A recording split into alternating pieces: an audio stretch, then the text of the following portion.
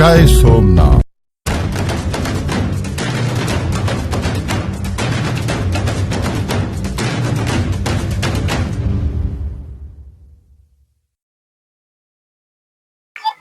The Gir Somnath live ના માધ્યમથી વેરાવળ શહેર વોર્ડ નંબર 4 ના હાડી સમાજના અધ્યક્ષ સાથે વાતચીત કરશું। કયા વિષયના મુદ્દા બાબતે વાતચીત કરીશ? લગભગ તો વિવિધ પ્રકારની સમસ્યા અને મુદ્દા બાબતે નિરાકરણ લાવવા માટે ધ ગીર સોમનાથ લાઈવ ના માધ્યમથી સરકાર સુધી પહોંચાડવા માટે વાતચીત કરી રહ્યા છે અને આપણે ધ ગીર સોમનાથ લાઈવ ના માધ્યમથી કોર્ટ ટેલિકાસ્ટ કરી રહ્યા છે। તો હવે આપણી સાથે આપણે વાતચીત કરશું, સીધી વાત કરશું। આપના કયો મુદ્દો છે, કયા વિષય બાબતે ચર્ચા કરવા માંગો છો? આપનું નામ અને પરિચય। મારું નામ આંબેડકર નગરનો રહેવાસી છું। અધ્યક્ષ શ્રી શાંતિભાઈ ગોવિંદભાઈ ચુડાસમા મારું નામ। શાંતિભાઈ, કયો વિષય મુદ્દો છે? મુદ્દો મારો એમ છે કે જેથી પહેલા 14 વર્ષથી અહીંયા કોઈ સ્કૂલ નથી। બરાબર। સ્કૂલ માટે બાળકો બધા અહીંયાથી રેલવે ફાટક વટીને એની પોતાનો જાનનો જોખમ રાખી એ લોકો પસાર થાય। અંદાજિત અહીંથી બાળકોને શિક્ષણ માટે, ભણવા માટે કેટલા કિલોમીટરના અંતરે ભણવા જવું પડે છે? 2 કિલોમીટરના અંદર। ઓહો, 2 કિલોમીટરના અંતરે। કેમ કે અહીંયા કોઈ રિક્ષાની સુવિધા નથી, રિક્ષાવાળા કોઈ આવતા નથી। બરાબર। એ લોકો એમ કે અહીંયા આ રસ્તો એ રીતના ગંભીર રસ્તો છે કે અહીંયાથી કઈ રીતના પસાર થવું, તો એ છતાં એને વાલીઓ પોતાનું કામ છોડી એના બાળકોને સ્કૂલે મૂકવા જાય। સ્કૂલે મૂકીને સીધા કંપનીએ જાય તો પાછા ત્યાંથી કંપનીથી ઠપકો મળે, બાળકોનું ભવિષ્ય તો કઈ મળે નહીં। ગેસ સિલિન્ડર વાળા નથી આવતા। ગેસ સિલિન્ડર વાળા એમાં કે ભાઈ રોડ પરથી લઈ જાવ, રોડ પરથી 15 કિલોનો બાટલો છે એ 15 કિલો ગેસ આવે ને 5 કિલો બીજો। આપને ના માહિતી હોય તો હું જણાવી દઉં છું ધ ગીર સોમનાથ લાઈવ ના માધ્યમથી કે અનુસૂચિત જાતિના બાળકોને 1 થી 2 કિલોમીટરના અંતરે જો ભણવા માટે સ્કૂલમાં શિક્ષણ મેળવવા માટે જવું પડતું હોય તો ગુજરાત શિક્ષણ વિભાગ દ્વારા ટ્રાવેલિંગનો ખર્ચો આપે છે। આપના પાસે સીધો સવાલ એ હું કરીશ કે વેરાવળ શિક્ષણ અધિકારી દ્વારા ટ્રાવેલ્સના પૈસા ચૂકવવામાં આવે છે કે નહીં? વેરાવળ ગીર સોમનાથ જિલ્લા શિક્ષણ વિભાગ દ્વારા અનુસૂચિત જાતિ સમાજના બાળકો 1-2 કિલોમીટર દૂરના અંતરેથી શિક્ષણ મેળવવા માટે સ્કૂલમાં જાય છે તો ટ્રાવેલિંગનો ખર્ચ ફાળવવામાં આવે છે કે નહીં? આ બાબતે હું જાણવા માંગુ છું। ખર્ચ તો ફાળવવામાં એ લોકોને આવે છે, પણ એ લોકોને અહીંયા મોકલાવવાનો બસ મોકલાવતા જ નથી લોકો અહીંયા। એટલે ખર્ચો ફાળવવામાં આવે છે, ટ્રાવેલિંગનો ખર્ચો અહીંયા નથી આવતો, અમારે અહીંયા નથી આવતો। બરાબર। એ લોકો ત્યાંથી એમ કે અમને કે ભાઈ બસ તો ના આવે છે, બસ અહીંયા આવે તો બસ ત્યાં પૂછતી નથી। બરાબર। રસ્તાના કારણે રસ્તાની મેઇન પ્રોબ્લેમ રસ્તાની જ છે। બરાબર। રસ્તો જે ગંભીર હાલતમાં છે આમાંથી પસાર કઈ રીતના? ધન્યવાદ। ગુજરાત રાજ્ય સરકાર શિક્ષણ મંત્રાલયમાંથી આ પરિપત્ર છે।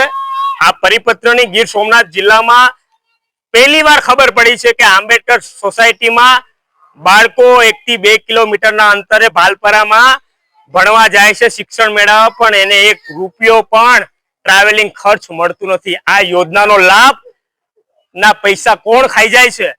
આ યોજનાનો લાભ અહીંયાની સોસાયટીના બાળકોને કેમ નથી મળતો? સરકાર તો ઘણું બધું આપે છે, ઘણી બધી યોજનાઓ, પરિપત્રો જાહેર કર્યા છે, પણ અહીંયાના અમલવારી કરવાવાળા કેટલા ને અમલવારી થાય છે તો ક્યાં થાય છે ને અમલવારી કેમ નથી કરતા? આના રૂપિયા કોણ ખાઈ જાય છે? આ બાબતે પણ આપણે વાતચીત કરશું। બીજા કયા પ્રશ્નો છે? પ્રશ્ન બીજા અમારા એ છે કે હરેક જગ્યાએ શૌચાલય હોય। બરાબર। વાલ્મીકી સમાજનું શૌચાલય છે, હા, પછી અમારા કાલાનાકાનું શૌચાલય છે। બરાબર। તો અમારો એક નાનો સમાજ છે, તો અમારા સમાજ માટે બૈરાઓ જો કાંટાના ધારીની અંદર બૈરાઓ જાતી હોય, એના કેવા વ્યક્તિ હોય, કેવા નહીં, કઈ રીતના એ લોકોનાથી પસાર થઈ ને શૌચાલય કરીને આવતા હોય, તો શૌચાલય માટે અમે નગરપાલિકાએ રજૂઆત કરી હતી તો એ લોકો અમને બસ મીઠો જવાબ દઈ થઈ ગયા એટલું કે બાકી જે થતું નથી।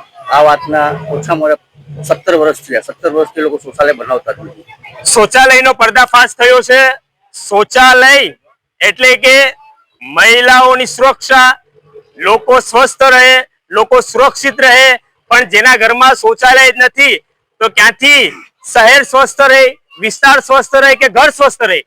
તો શૌચાલય બાબતે રજૂઆત કરવામાં આવી છે ભાઈ દ્વારા કે ભાઈ અનુસૂચિત જાતિમાં તમામ સમાજને શૌચાલય ફાળવવામાં આવી છે, તમામ સમાજના લોકોના ઘર ઘર શૌચાલય બનાવવામાં આવી છે, પણ હાડી સમાજના સોસાયટીમાં જે આંબેડકર નામની સોસાયટી ધરાવે છે, વોર્ડ નંબર 4 માં છે, ત્યાં હજુ સુધી પણ શૌચાલયની યોજનાથી આ લોકોને વંચિત રાખવામાં આવ્યા છે। હજુ સુધી શૌચાલય બનાવવામાં નથી આવી। શૌચાલય બનાવવા માટે ક્યાં ક્યાં રજૂઆત કરવામાં આવી છે?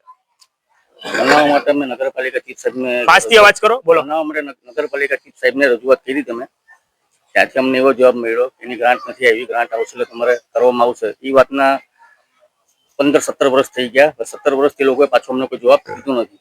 કે જ્યારે જાય ત્યાં શૌચાલયની વાત અમે કરીએ તો એ લોકો એ રીતના જવાબ દે કે મીઠો જવાબ દઈ અમને આશ્વાસન દઈને મોકલાવી દે પાછા. પછી ફરી પાછા મહિના પછી પાછા અમે જઈએ કે શૌચાલય માટે જઈએ, આંગણવાડી માટે જઈએ, તો આપણે એના માટે જઈએ તો કોઈ જવાબ દેતા નથી. વિવિધ પ્રકારની સમસ્યા છે, વિવિધ પ્રકારની વાતો છે, વિવિધ પ્રકારના મુદ્દાઓ છે. તમે લોકો સ્થાનિક સ્વરાજની ચૂંટણી સમય વખતે હારફૂલ પહેરાવવા માટે આવી જાવ છો, માન સન્માન પ્રોત્સાહન દેવા આવી જાવ છો. અરે ભાઈ, આ સમાજ ગરીબ પીડિત શોષિત મજૂરાત વર્ગ છે. આને તમે ઇંગ્લિશ બોટલ આપી દેશો કામ નહીં ચાલે, 5 પૈસા આપી દેશો તો કામ નહીં ચાલે. આ લોકોને વિકાસના કામ જોઈએ છે, વિવિધ પ્રકારની સમસ્યાઓના સમાધાન જોઈએ છે. આ લોકોના વિવિધ પ્રકારની સમસ્યાનું સમાધાન નહીં થાય તો આવનારા સમયમાં આ સમાજના તમામ આગેવાન લોકો દિલ્હી માટે અઠવાડિયે 15 દિવસે વિવિધ પ્રકારની સમસ્યા મુદ્દાઓની રજૂઆત ધ ગીર સોમનાથ લાઈવના માધ્યમથી કરવામાં આવશે અને અહીંયાના 4 કાઉન્સિલરોને ખુલ્લા પાડવામાં આવશે. જોડાતા રહો ધ ગીર સોમનાથ લાઈવમાં. બીજા અન્ય મુદ્દા બાબતે ચર્ચા કરશું. એક મહત્વનો પ્રશ્ન છે, જે લોકોના ઘરની આસપાસની જગ્યાઓમાં પાણી ભરાઈ જાય છે ખાડામાં, ને જેના કારણે ડેન્ગ્યુ, મચ્છર જેવા રોગચાળા ફેલાય છે અને જેનાથી બાળકો બીમાર પડે છે. તો આ બાબતે વાત કરીએ, શું છે પ્રોબ્લેમ? પ્રોબ્લેમમાં આપણે એવું છે કે આપણે જે પાછળની ભાગમાં અમારા વિસ્તાર પાછળ છે ને એક ખાડી છે, ખાડીમાં જેટલા મચ્છરનું પાણી છે ને બધું ના ભેગું થાય. એ પાણી રેતે ગુલાબી પાણી થઈ જાય. પછી જયારે તડકો ફૂલ પડે ને એનો રોગચાળો થાય. રોગચાળો થાય ડેન્ગ્યુ, મેલેરિયા એવું બધું થાય. એટલે એ પાણી રજૂઆત મેં ચીફ સાહેબને જયારે કીધું હતું કે અહીંયાથી જેસીપી મરાવ્યું તમે, અહીંયાથી કેનલ કરાવી જોઈએ, તો કેનલ થઈ જાય તો એ પાણી સીધું આપણે નાથી ભીડિયાનો જે સમુદ્ર છે ના નીકળી જાય. તમે ઘણી રજૂઆત. આપ શું કહેવા માંગો છો કે તમામ પ્રકારની જે રજૂઆતો, જાણે કે તમે નગરસેવક હોય એટલે તમે રજૂઆત કરો છો, અહીંયાના પટેલ નગરસેવક, ભાઈ તમારા બધાની ફરજ બને છે વફાદારી, તમે સમાજ લઈને બેઠા છો, પણ મુખ્ય ફરજ કેની આવે છે? તમારા વોટનો ઉપયોગ કોણ કરે છે? તમારા વોટ કોણ લેવા આવે છે? નગરસેવકો. તો નગરસેવકોને તમે રજૂઆત કરો, નગરસેવકો તમે ફોન કરો, તમે કહો ભાઈ અમારા વોટ તમે લઈ ગયા છો, તમે કામ કેમ નથી કરતા? ઘણી વાર 1-2 વાર ફોન કર્યા એ લોકોને, એ લોકો ફોનમાં એ રીતના જવાબ મને કે થઈ ગયા છે, પણ કામ થતું નથી અમારું. કેમ કે અમારી પરિસ્થિતિ આ રીતના ખરાબ છે કે અત્યારે અમારા બધા વર્ગો, બધા મજૂર વર્ગના માણસો છે. એ લોકોનો 1 દિવસ પડે તો 1 દિવસ ઘરનું રસોડું લોકોનું બંધ થાય. હાડી સમાજના આ લોકોની મજબૂરીનો ફાયદો ભાઈ પૂરી રીતે ઉપાડવામાં આવે છે, કારણ કે આ લોકો બોલતા નથી. આ લોકો આખો દિવસ નોકરીમાં હોય, જીઆઈડીસી કંપનીમાં, ફિશરીઝમાં, અને એની મજબૂરીનો ફાયદો આ લોકો ઉપાડી રહ્યા છે કે આ લોકો કોઈ અવાજ નહીં કરે. આ લોકો પાસે સમય નથી. એલા ભાઈ, હવે બધા લોકો જાગૃત થઈ ગયા છે અને આ સમયમાં તમને ઈટનો જવાબ પથ્થરથી મળશે, કારણ કે સ્થાનિક સ્વરાજની ચૂંટણી આવે છે. તમને બધી સમયે બધું ખબર પડી જશે. કામ કરવા માંડો એટલે તમે બધા લોકો વાલા લાગો અને આ લોકોની તમામ પ્રકારની સમસ્યા ને જે બી તકલીફ સમસ્યા જે છે એનું નિવારણ કરો, એટલે ઓટોમેટિક તમારી વાવાઓ થશે. પણ જ્યાં સુધી તમે કામ નહીં કરો ત્યાં તમે વોટમાં તો તૂટશો, પણ તમારું નામ પણ ખરાબ થશે. અને તમને જયારે નોટિસો ચાલુ થઈ જશે ને ભાઈ ગુજરાત રાજ્ય સરકારમાંથી, ત્યારે તમને ખબર પડશે કે પૈસા કમાવું કેટલું મોંઘું પડે છે ને લોકોની દુઆ લેવું કેટલું સારું છે. જય